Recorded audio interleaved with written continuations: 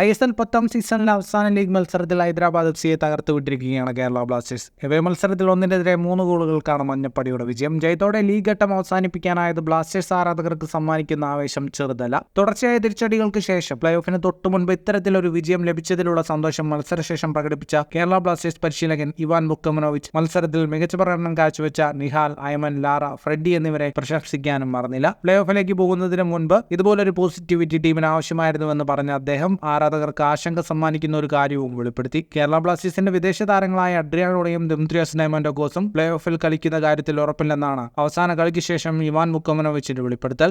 Play off പോരാട്ടത്തിന് ലൂണയും ദിമിയും ലഭ്യമാകുമോ എന്നത് ഒരു വലിയ ചോദ്യചിഹ്നമാണെന്നാണ് ബ്ലാസ്റ്റേഴ്സ് പരിശീലകൻ ചൂണ്ടിക്കാട്ടിയത്. ഹൈദരാബാദ് FCക്കെതിരായ കളിയിൽ അഡ്രിയാൻ ലൂണയെ പകരക്കാരനായി കളിക്കാൻ ഇറക്കാനുള്ള പദ്ധതി ഉണ്ടായിരുന്നുവെന്നും എന്നാൽ സസ്പെൻഷൻ എന്ന അപകടം മുന്നിലുള്ളതിനാൽ അത് വേണ്ടെന്ന് വെക്കുകയായിരുന്നുവെന്നും സംസാരത്തിനിടെ ഇവാൻ ചൂണ്ടിക്കാട്ടി.